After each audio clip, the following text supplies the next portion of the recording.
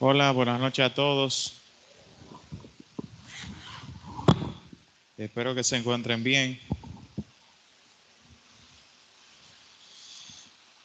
Bien, hermanos, yo hoy preparé una palabra, un mensaje, pero primero quiero recordar un poco lo que el pastor compartió el domingo con nosotros, con una pequeña síntesis. Hay algunos versículos, hermanos, que principalmente a los que anotan, traten de anotarlos antes de buscarlos, porque para así no tomar mucho tiempo, ¿no? Para poder compartir todo lo que se ha preparado.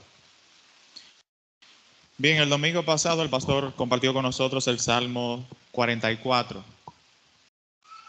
En él nos compartió que Dios está obrando en medio de nuestras aflicciones. Él está obrando siempre porque Él es un Dios vivo, no un Dios pasivo o muerto. Por ejemplo, Israel pidió a Dios ser librado de Egipto.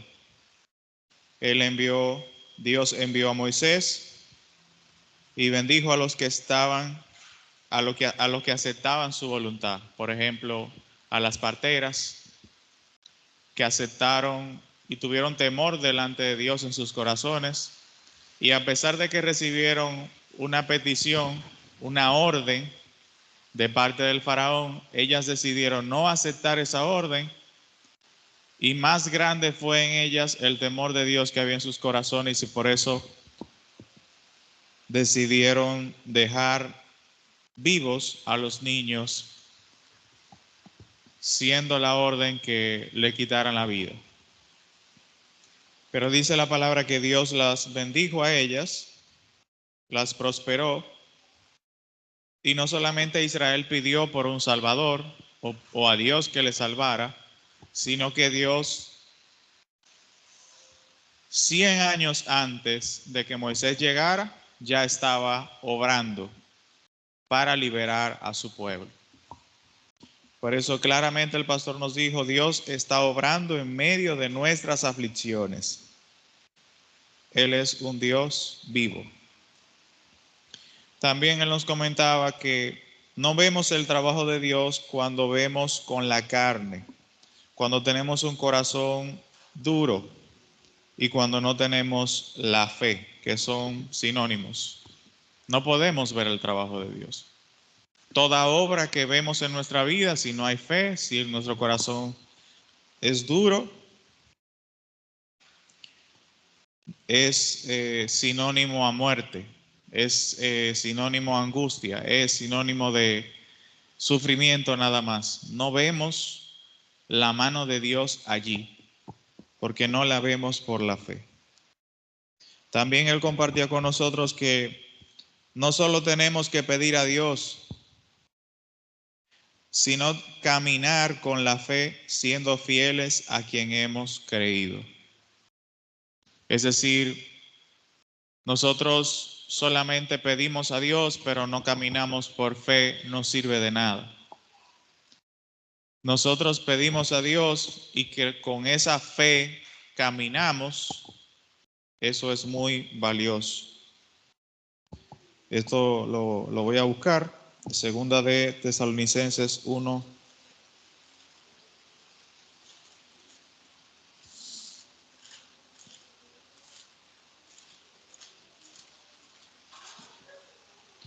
Segunda de Tesalonicenses 1:12 dice,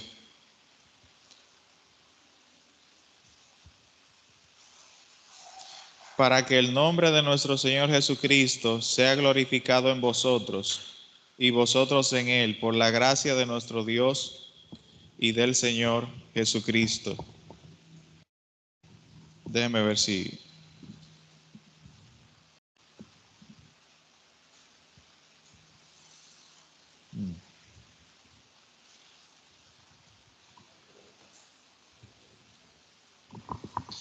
Ese es ese versículo lo copié equivocado, pero ustedes hoy cantaban la alabanza, yo sé a quién he creído, ¿verdad? Mas yo sé a quién he creído y es poderoso para salvarnos. Entonces nosotros creemos en el Señor y nuestra respuesta, nuestras obras de esa fe son diferentes. Por ejemplo, el pueblo de Israel duró siendo esclavo 430 años, ¿sí o no? Así es. Pero dice la palabra que Moisés a la edad de 80 años fue a liberar al pueblo de Egipto. Y el domingo hablábamos de esto. Aquel que pide a Dios, Señor, libéranos de esta esclavitud, siendo parte del pueblo de Dios, por supuesto. Esa persona, al creer, aunque todavía no puede ver, aunque todavía no puede palpar la libertad, aunque todavía no puede saborear lo que se siente ser libre, aunque todavía está siendo esclavo y siendo azotado por otra persona, si cree en su corazón, sus obras son diferentes.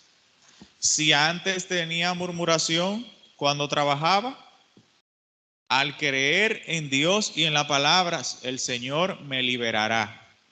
Incluso, aunque mi vida terrenal yo no lo vea, yo viviré y caminaré diferente. ¿Entienden? La fe nos hace obrar de manera diferente, aunque todavía no lo hayamos visto. Es más, aunque no hayamos visto ningún indicio del trabajo de Dios, Dios está obrando, Dios está trabajando. Eso lo vemos en la palabra de Dios. 100 años pasaron para que ellos pudieran ver a Moisés liberando al pueblo y sacándolo a la tierra de Canaán. También cuando el pueblo fue sometido por Babilonia, ¿recuerdan? ¿Cuántos años duraron ellos siendo servidores y esclavos de Babilonia? 70 años, dice la palabra. 70 años. Pero ellos creían porque tenían una promesa de que serían liberados. Y por esa promesa ellos caminaron y vivieron diferente. Dios incluso les dijo, edificaos casas aquí, edificaos casas. Son 70 años, no es un momento. Así que edificaos casas y creed en la promesa que os he hecho. También el pastor compartía con nosotros, Dios usa hombres en debilidad para mostrar su poder y gloria. Israel venció a casi todos los pueblos de la tierra de Canaán. Y digo a casi todos porque los que ellos no vencieron fue porque no quisieron vencer o porque quisieron dejarlos en esa tierra. No porque no podían por el poder de Dios. Podían, pero no quisieron. Por eso Israel venció a casi todos los pueblos en la tierra de Canaán, como veíamos sobre el muro de Jericó, entre otros, a los cuales vencieron. Yo recuerdo en la palabra del libro de Jueces, cómo Dios utilizó a un hombre para guiar. Del pueblo de Israel eran 30,000 guerreros, 30,000 hombres que podían pelear, y Dios los fue descartando poco a poco. No, son demasiados. No, todavía son muchos. ¿Y con cuántos Dios se quedó para vencer en la guerra? 300 hombres. De 30,000 perdón. De 30,000 a 100 hombres nada más. 100 hombres. Y dice la palabra que los 100 hombres, todos con una trompeta. Y con otro objeto que se me olvidó el nombre, así como para hacer mucho escándalo. Y dice la palabra, le dijo, ay, la memoria mía está, a ver, libro de Jueces.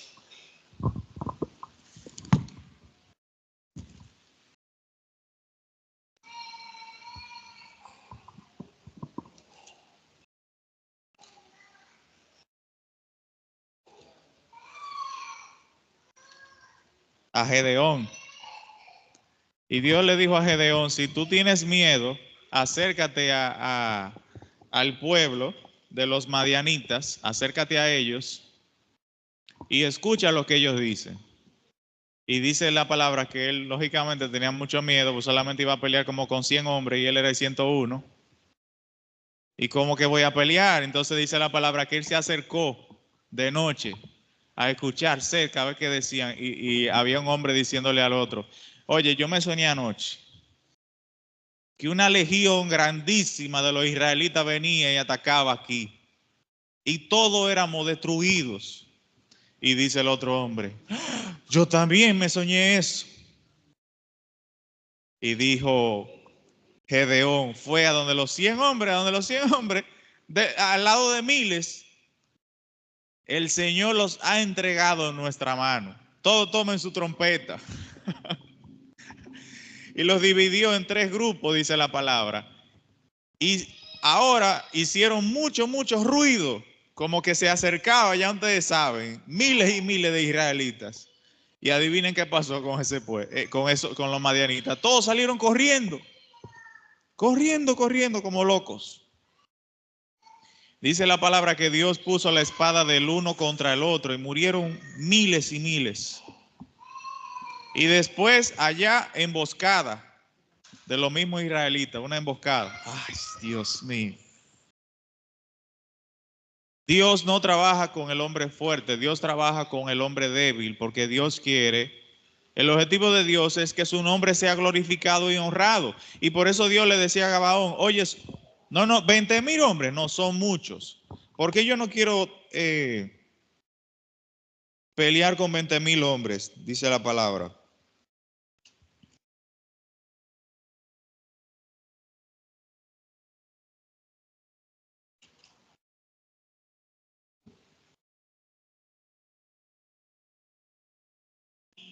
Versículo, Jueces 7:2 dice, y Jehová dijo a Gedeón, el pueblo que está contigo es mucho para que yo entregue a los madianitas en su mano.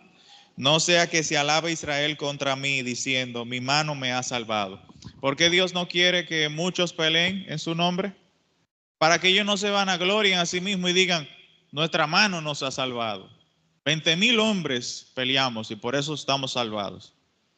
No, 100 hombres, dice Dios. Por eso yo les salvé.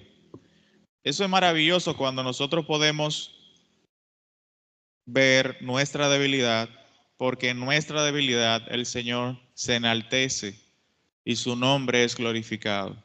Y allí, en esa vida, en esa persona, no tiene nada de qué gloriarse, sino de la gracia que recibe de parte del Señor cada día. Y vamos a hablar un poquito más de esto ahorita. El pastor nos compartía, y también junto con el evangelista Pedro, no vemos el trabajo de Dios por varias razones. Por tener un corazón duro, como hablábamos anteriormente, no tener fe. Vemos el trabajo de Dios distinto a lo que pensábamos, por eso no lo podemos aceptar. Cuando Jesucristo vino, que era el Mesías, el Salvador del pecado, nadie lo quiso aceptar. No voy a decir nadie, sino muchas personas no lo quisieron aceptar. Porque esa obra de Dios era muy diferente a lo que ellos pensaban. Estaban ciegos ante sus pensamientos y no podían enfocarse en la voluntad de Dios. No podían, estaban muy desviados su corazón. Pero no solamente es estar desviado, porque es que todos nosotros en algún momento en nuestro camino damos un paso hacia el lado derecho o hacia el lado izquierdo. No es solo eso, sino la altivez de corazón y la arrogancia, como decía la hermana Adriana que leía en el libro de Proverbios, impide que el hombre, aunque está caminando mal, pueda enderezar su camino. Porque su orgullo pesa más que la voluntad de Dios. Y esto es lo que aquí enseña. Debemos caminar viendo nuestras debilidades para reconocer la grandeza del poder de Dios. Si no vemos continuamente nuestras faltas, no podremos reconocer a Dios que nos cubre nuestras faltas. Eso es algo muy importante. Y otra de las razones por las cuales no vemos el trabajo de Dios es porque Dios nos está probando para que nuestra fe no tenga como fundamento la sabiduría, la fuerza, los sentimientos o los pensamientos de los hombres. Y no solamente puse sabiduría, porque aquí en Primera de Corintios habla mucho sobre eso. No puedo ver el trabajo de Dios porque Dios impide que lo vea para probar mi fe. Para probar mi fe. Señor, yo estoy orando para que usted nos libere de esta esclavitud que tenemos aquí en Egipto. Y Dios dice, y yo estoy trabajando. Y yo estoy dándote libertad. Y yo te he escuchado. Y yo te amo. Y yo soy poderoso. Yo estoy detrás del que te está dando el latigazo. Yo estoy detrás del que te habla con dureza. Y no hay otro Dios sino solo yo. Ahí Dios está, en ese momento Dios está. Pero no lo podemos palpar, no lo podemos ver. Pero si oramos con la fe y conocemos que esa es parte de la voluntad de Dios y mantenemos y nos permanecemos en la fe, si Dios nos concede la gracia, veremos ese gran trabajo de Dios en nuestra vida. Lo veremos y lo palparemos y agradeceremos y nos gozaremos. En el libro de San Lucas menciona, creo que se llama Ana y otro caballero, otro señor, que se encontraron con Jesucristo en el templo. Allí Jesucristo, siendo bebé y siendo niño, fue a ser circuncidado, fue a ser presentado al templo. Y dice la palabra que una mujer anciana lo tomó y dijo, Dios mío, nuestro Salvador, el Salvador de nuestros pecados. Y viene otro señor y lo ve, y lo reconoce. Él es el Mesías. Hermanos, ellos dos, ¿ustedes saben cuántas personas en la antigüedad creyeron y esperaban al Mesías? Una, dos. Yo pienso que miles y cientos de miles de personas, desde el tiempo de Abraham hasta el tiempo de Jesucristo, muchos cientos de años, miles de años, esperaban la llegada del Mesías. ¿Y cuántas personas lo lograron ver hasta su nacimiento? ¿Cuántas? Ninguna. Hasta antes que naciera, ninguna. Pero Dios estaba obrando en su palabra o no estaba obrando. Estaba obrando, estaba haciendo su obra en los hombres. ¿Quiénes pueden tener paz? Si usted solamente vive 80 años, ¿cómo puede tener paz? Por la fe, persistiendo en vivir en la fe, en la palabra de Dios. Y hoy, pues ese es el tema de la predicación. En 1 Corintios, capítulo 15, versículo 1 dice, además os declaro, hermanos, el evangelio que os he predicado, el cual también recibisteis, en el cual también perseveráis, por el cual asimismo, si retenéis la palabra que os he predicado, sois salvos, si no, creísteis en vano. Pablo en ese momento va a explicar el evangelio. Que Cristo murió por nuestros pecados, fue a la tumba al tercer día, resucitó de entre los muertos. Y después, más adelante dice, pero dicen algunos que Cristo no resucitó, pero si Cristo no resucitó, vana es nuestra fe y todavía andamos en pecado y no hemos sido salvos. Entonces, si Cristo no resucitó, nosotros tampoco vamos a resucitar cuando Él regrese, porque Él no va a regresar. Si Él no resucitó, así lo dice Pablo, claramente. Porque había algunos llamados hermanos diciendo que no había resurrección de muertos. Por eso Pablo dice, empieza diciendo en el versículo 1 y 2. Primera de Corintios 15, 1 y 2 dice, además os declaro, escuchen bien, hermanos, el evangelio que os he predicado, el cual también recibiste. ¿La iglesia de Corinto recibió el evangelio o no lo recibió? Lo recibió.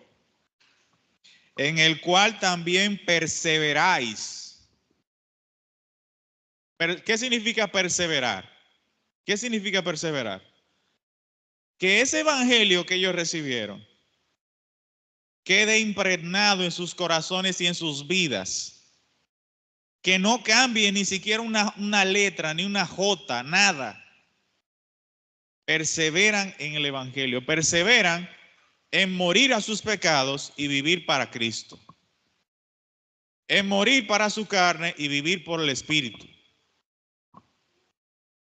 Otra vez dice después, en el cual también perseveráis, por el cual asimismo, oigan bien, si retenéis la palabra que os he predicado, sois salvos. Si no, creísteis en vano.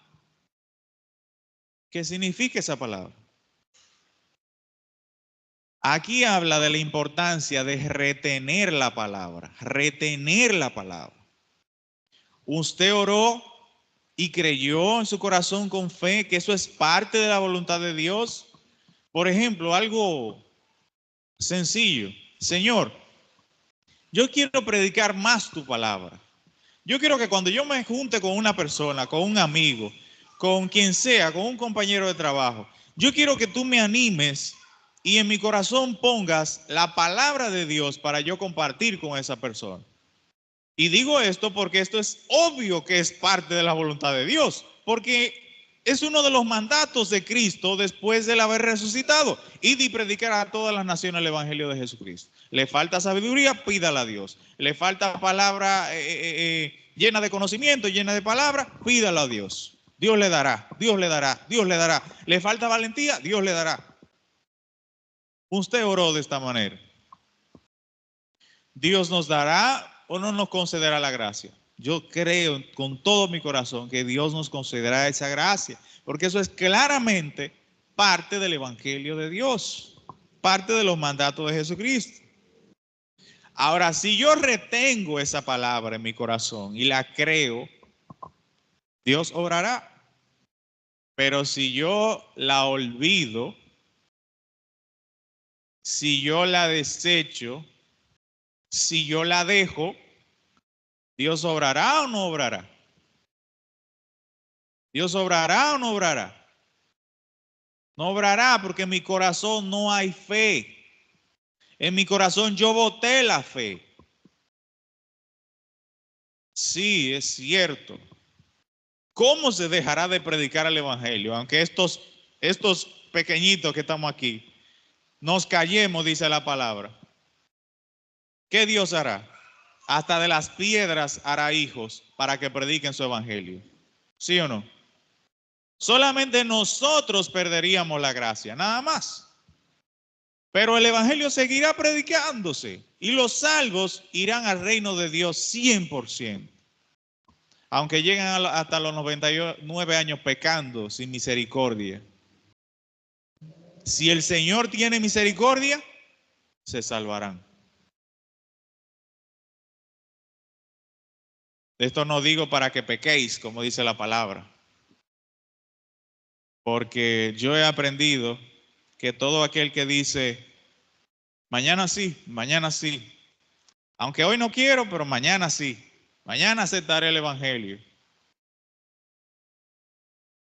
Yo creo que esa persona acaba su propia tumba 100%.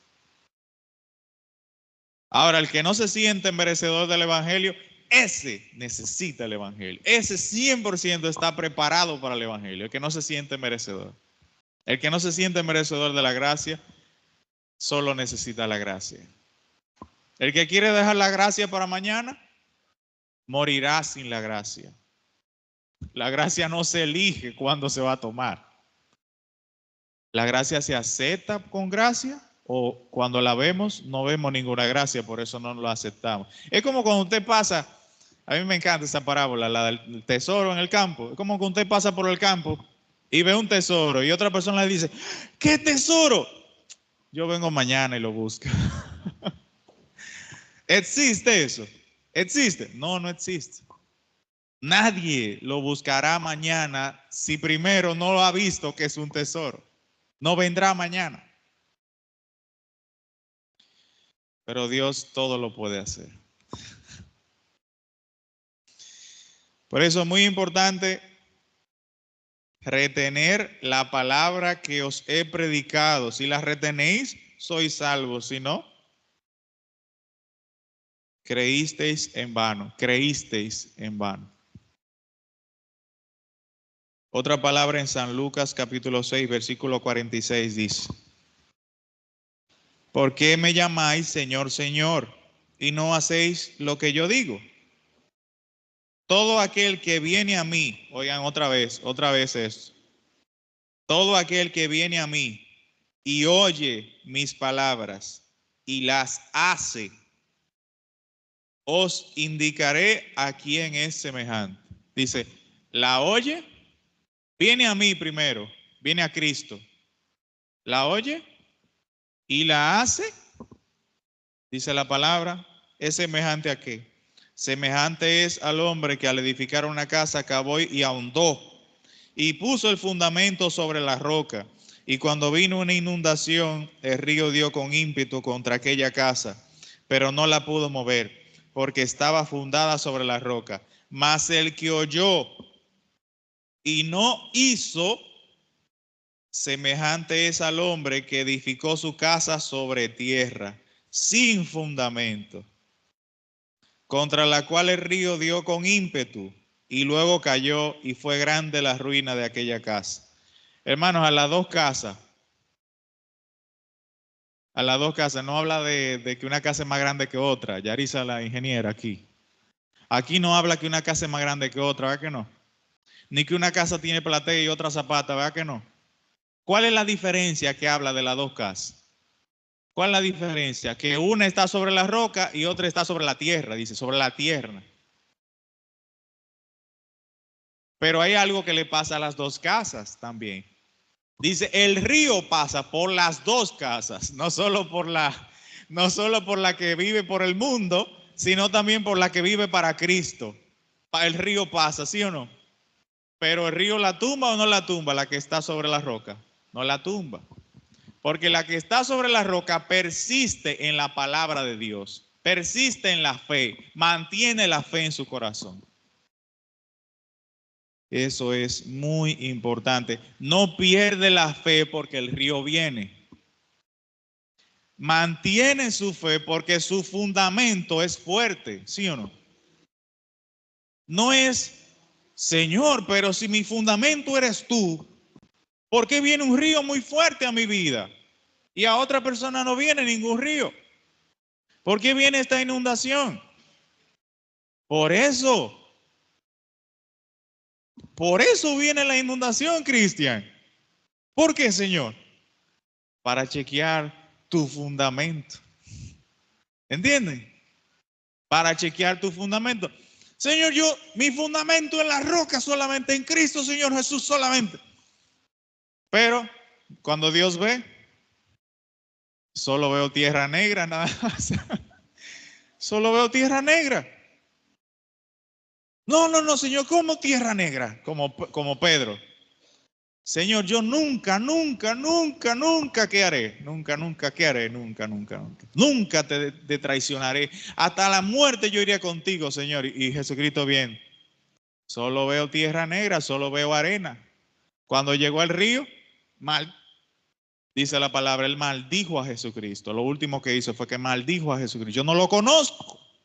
Maldito sea ese vagabundo.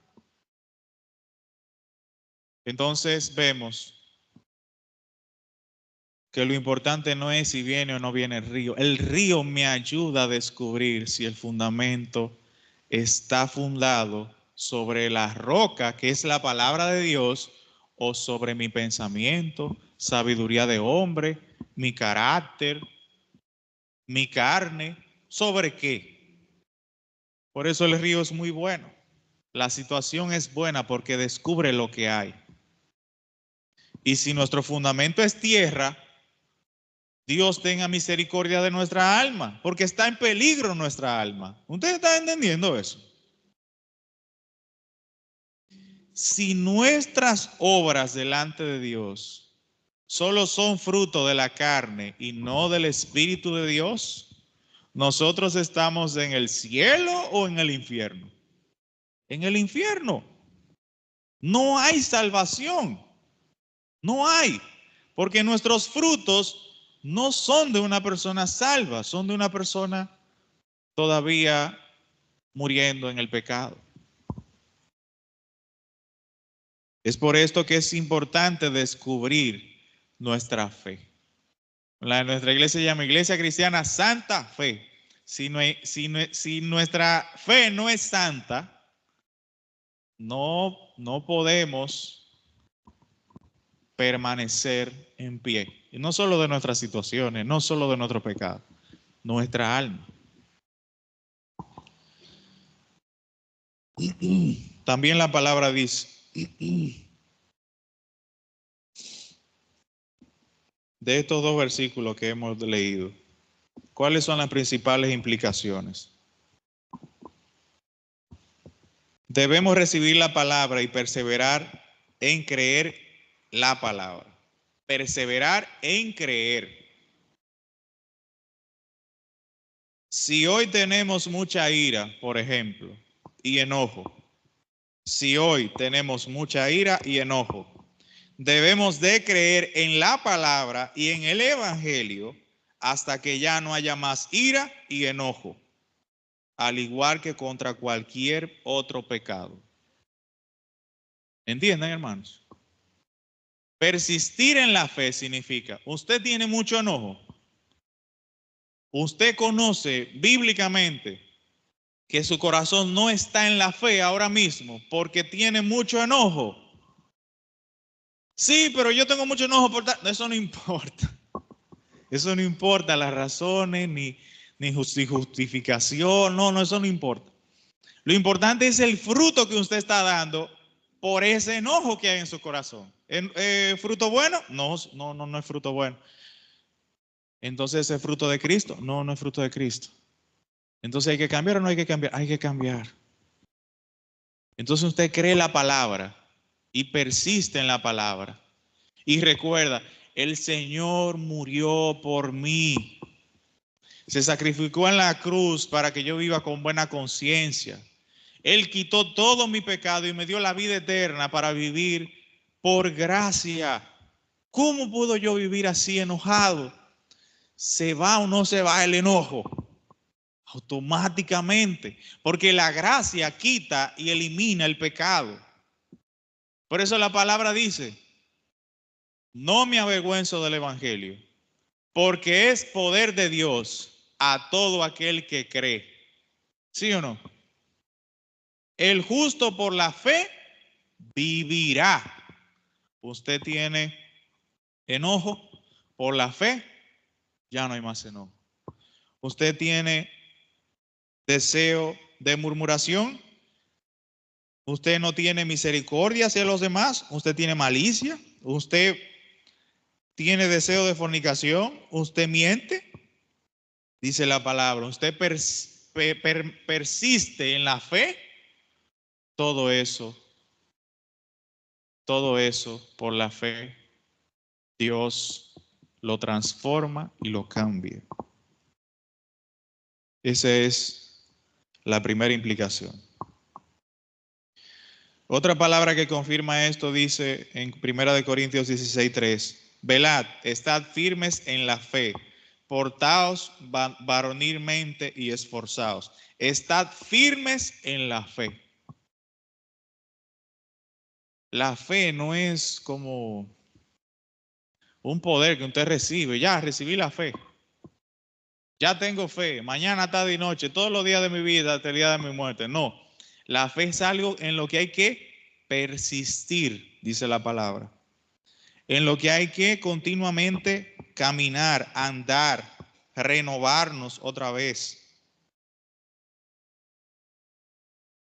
Por eso también dice 1 Timoteo 1:19, manteniendo la fe y buena conciencia. Manteniendo la fe. La fe hay que mantenerla, hay que abrazarla. Sobre todo cuando no andamos en la fe. Manteniendo la fe y buena conciencia, desechando la cual naufragaron en cuanto a la fe algunos. Dice que algunos vamos a leerlo mejor. Naufragaron en cuanto a la fe. O sea, tenían fe y después ya no tenían fe. ¿Entienden? No es algo que se le pega a uno y ¡pum! Sino es algo que hay que mantener, cuidar, proteger y pedirle a Dios que nos permita crecer en la fe. Otra de las implicaciones. Si hoy tenemos angustia por una situación difícil, hablábamos de algún pecado, por ejemplo, de la ira, pero ahora hablamos de angustias o situaciones problemáticas. Debemos estar firmes para creer en la palabra y en el Evangelio que nos da paz y paciencia en medio de tal situación. Como dice Hechos 14:22, confirmando los ánimos de los discípulos, exhortándoles a que permaneciesen en la fe y diciéndoles, es necesario que a través de muchas tribulaciones entremos en el reino de Dios. ¿Cómo entre hermanos? ¿Qué dice la palabra que tenemos que hacer entre hermanos? Exhortándonos a permanecer en la fe, a permanecer creyendo en el Señor. Hermano, aunque tú no lo hayas visto ahora, pero el Señor está trabajando, el Señor está obrando. Sigue con fe caminando, sigue con fe teniendo paz. Él está obrando en nuestras vidas, en todos los hijos de Él está allí. Su mano poderosa está en cada uno de nosotros. Eso, nos vamos exhortando y vamos creciendo y vamos, dice la palabra, permaneciendo en la fe. Hebreos 10:35. No perdáis pues vuestra confianza, que tiene grande galardón, porque os es necesaria la paciencia. Oigan esto. Os es necesaria la paciencia, para que habiendo hecho la voluntad de Dios, obtengáis la promesa. Y yo me preguntaba, ¿pero qué es paciencia? Yo he visto esa palabra varias veces en la Biblia. Y yo siempre pensé que yo conocía cuál era la definición de paciencia. Pero yo decidí que yo iba a buscar qué significa paciencia. Porque ya estaba leyendo varios versículos y era como que ya no entendí esa palabra bíblicamente. Porque la palabra dice que nosotros recibimos muchas tribulaciones para tener ¿qué? Esperanza. Y la esperanza nos da paciencia. Pero ¿qué paciencia? ¿De qué habla la palabra? ¿De qué habla la Biblia? Yo quiero leer un extracto. Yo voy a tener que... Miren lo que dice, lo que yo leía sobre la paciencia. Cuando todo va como queremos, es fácil mostrar paciencia. La verdadera prueba de la paciencia viene cuando nuestros derechos son violados. Cuando otro auto nos cierra el paso en el tráfico, cuando nos tratan injustamente, cuando nuestro compañero de trabajo se burla de nuestra fe una vez más, algunas personas piensan que tienen el derecho de enojarse ante las pruebas y aquello que les irrita. La impaciencia parece como una ira santa. Yo soy impaciente porque eso es como una ira santa delante de Dios. Pero oigan lo que dice. Sin embargo, la Biblia alaba la paciencia como un fruto del Espíritu. Gálatas 5:22. El cual debe ser producido por todos los seguidores de Cristo. La paciencia revela nuestra fe en el tiempo, la omnipotencia y el amor de Dios. ¿Qué es la paciencia? Si yo creo que todas las cosas vienen al tiempo de Dios, como dice la frase, que Dios es soberano sobre todas las cosas y que Dios me ama, yo soy paciente en cualquier situación que llega a mi vida. Por eso dice Hebreos 12:1, por tanto, nosotros también, teniendo en derredor nuestra tan grande nube de testigos, despojémonos de todo peso y del pecado que nos asedia y corramos con paciencia la carrera que tenemos por delante. Corramos con paciencia. Cuando uno escucha la palabra paciencia, uno como entiende que una persona que está sentada, ¿no? Aquí dice, corramos con paciencia. Y luego en otros versículos podemos ver que la palabra, a lo que la palabra de Dios se refiere con paciencia es perseverancia, manteniéndonos, perseverándonos, corriendo la carrera, perseverando en la fe, firmes en la fe, caminando y corriendo la carrera a la que Dios nos ha llamado. Y por último, otra de las implicaciones es que si nos falta, hablábamos, ¿verdad? En el caso de un pecado. Hablamos también en el caso de una situación difícil. Pero también, si nos falta sabiduría, fuerza, valentía, gozo, todo esto es provisto por Dios si le pedimos con fe y creemos en el Evangelio que nos ha salvado. Todas las cosas, todas las situaciones que pueden producir en nosotros pecado, ira, enojo, angustia, falta de valentía, de fe, todo eso, la cura de todo eso es mantenernos en la fe, persistir en la fe con paciencia y esperar en el Señor, esperar en Dios, creyendo y no olvidando nunca el Evangelio de nuestro Señor Jesucristo y viviendo en la fe.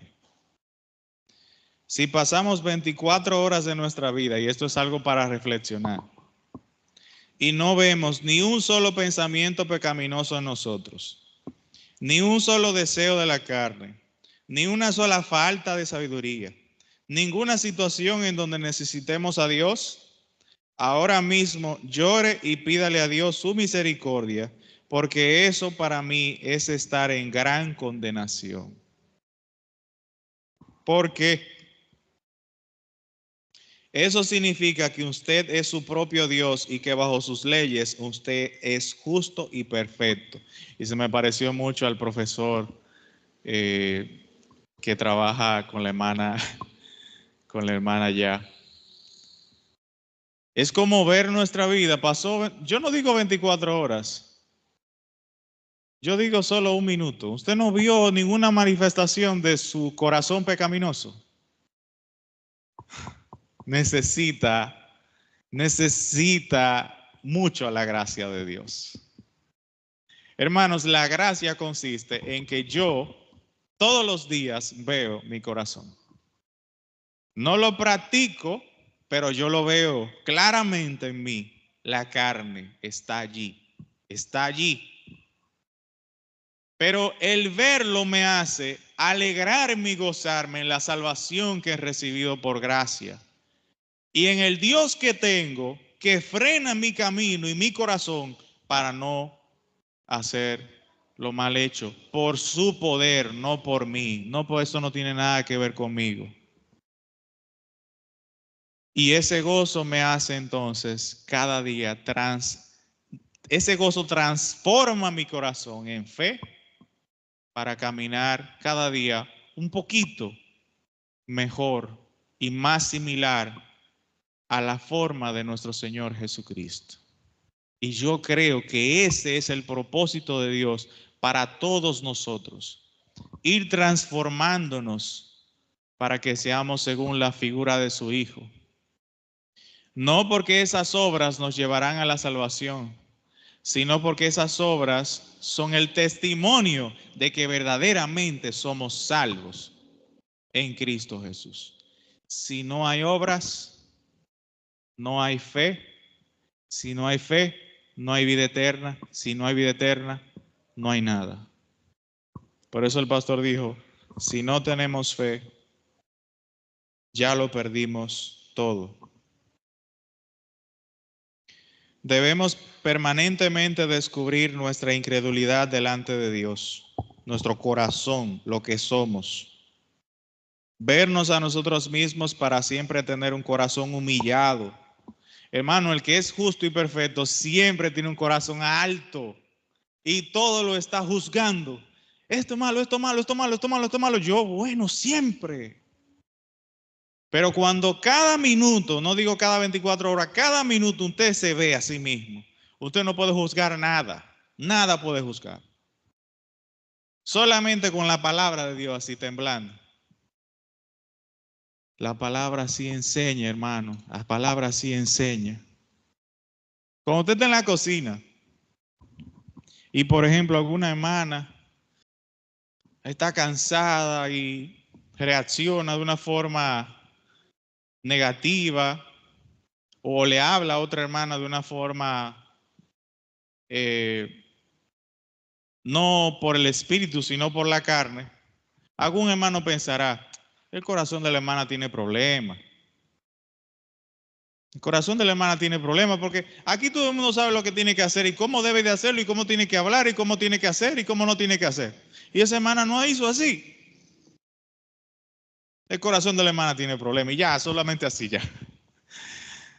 Ojalá que la hermana escuche bien la palabra hoy para que ella se arregle su corazón. Porque ahora tiene problemas, tiene como un virus. La palabra dice, si alguno fuere sorprendido en alguna falta, los otros que son espirituales, restaurarle con mansedumbre. ¿Restaurarle qué significa? Ese celular se le rompió la pantalla. ¿Qué significa restaurarle? Usted, hermana, venga acá. ¿Cómo usted se siente? Una vez Pedro me dijo a mí, ¿usted se siente bien? ¿Usted se siente bien? ¿Se siente enojado? Yo estoy bien. Así, a solas, hermana, ¿cómo usted se siente? Yo me siento bien.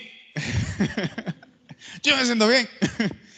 Hermana, ¿usted no siente que está reaccionando un poco así como enojada? Ay, hermana, sí. Yo a mí mismo aquí en el corazón me siento como si tuviera fuego. Ahora pensándolo bien, fue que cuando yo vine en la guagua, camino para acá, para la iglesia, vino una señora y se metió y casi me caigo en la cuneta. Ay, Dios mío, qué susto me di.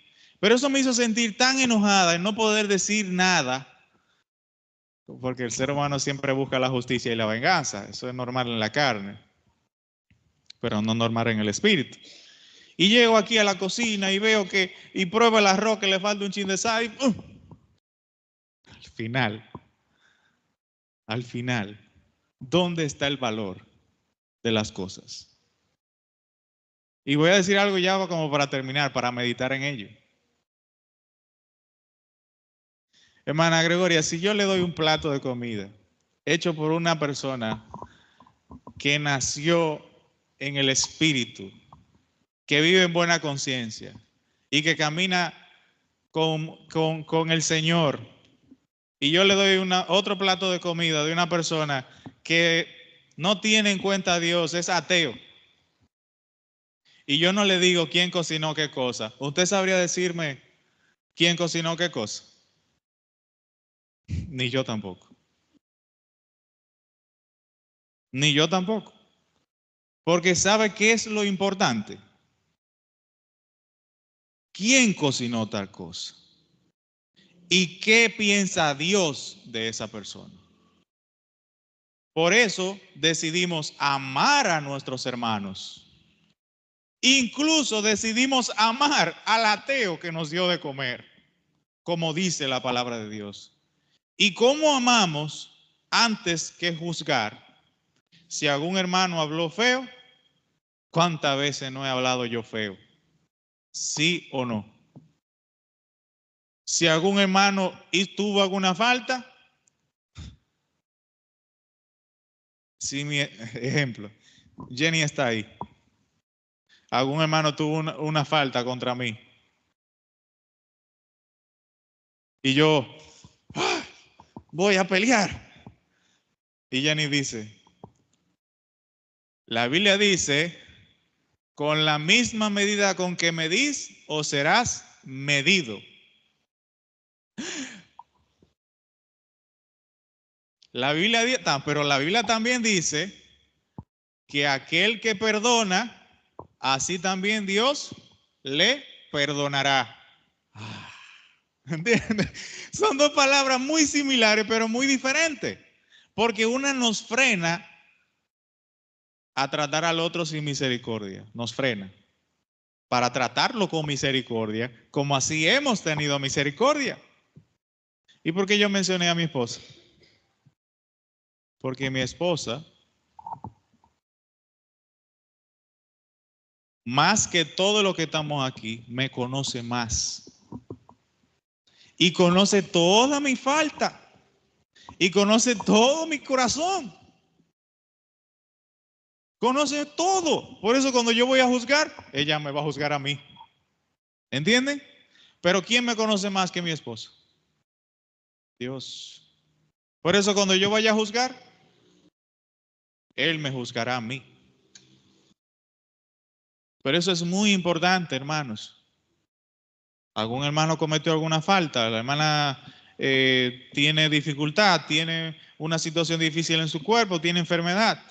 Por eso reaccionó de una forma u otra. Hermano, usted ha reaccionado así en su casa, al lado de su hermano, al lado de su papá, al lado de su mamá, muchísimas veces desde que nació. Con mansedumbre y amor, exhórtele. Así como Cristo le amó.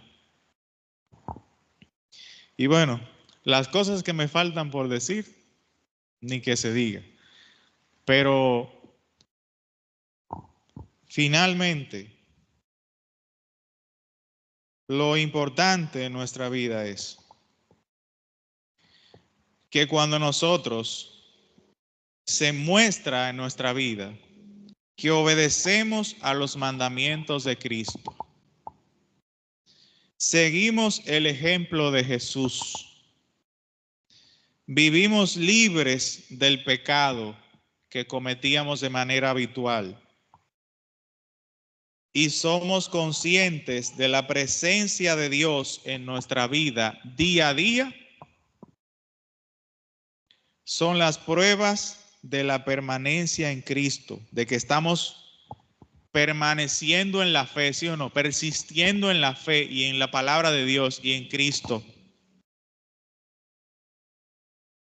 de manera auténtica, no solo oyendo, sin hacer nada, sin tener arrepentimiento, sin tener un corazón dolido por la ofensa que le hacemos a nuestro Señor Dios.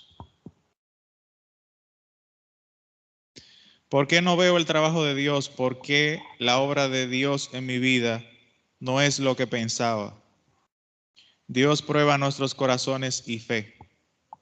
Por eso, pidamos a Dios dentro de su voluntad, creamos en esa petición que hemos hecho por la fe, caminemos y demos frutos de realmente tener una verdadera fe en nuestro corazón. Si no hay fruto, no hay fe. Y pidámosle a Él que nos permita la gracia de que aunque no podamos ver su obra y su trabajo, podamos confiar y creer que Él está obrando y trabajando en nuestras vidas. Por eso el justo por la fe vivirá. Y dice, y si retrocediere, no le agradará a Dios. Por eso es muy importante esta noche persistir y permanecer en la fe de Dios. Eso lo es todo. Si abandonamos la fe, perdimos todo. Espero que hayan entendido. Oremos para terminar. Señor, gracias por su palabra y su misericordia en esta noche. Permita su misericordia, Padre, para que nosotros podamos vivir en la fe, podamos vivir los unos con los otros, amándonos. Y aunque alguno de nosotros, Señor, dice la palabra, cometa alguna falta porque tenga ira, porque tenga enojo, porque, Señor, nuestro corazón muchas veces quiere justicia, quiere venganza, y el resultado de todo eso es de enorgullecernos, de tener esa soberbia, es el pecado. Señor, yo le pido en su gracia, Señor, que muestre su amor a través de nosotros como un solo cuerpo en Cristo Jesús. Que su amor sea derramado a cada uno de nosotros para que así, cuando yo, Cristian, cuando alguno de los hermanos falle, Señor, todos los demás podamos restaurarnos los unos a los otros en la fe, en las buenas obras, en vivir con buena conciencia. Denos un corazón arrepentido para que rápidamente podamos despertar de nuestro sueño al que Satanás quiere someternos y que, Señor, sobreabunde la gracia y el amor de Cristo en el Evangelio en nuestros corazones. Gracias, Señor, por esta reunión. Bendiga a cada uno de nosotros y le hemos orado en el nombre de su Hijo Jesucristo.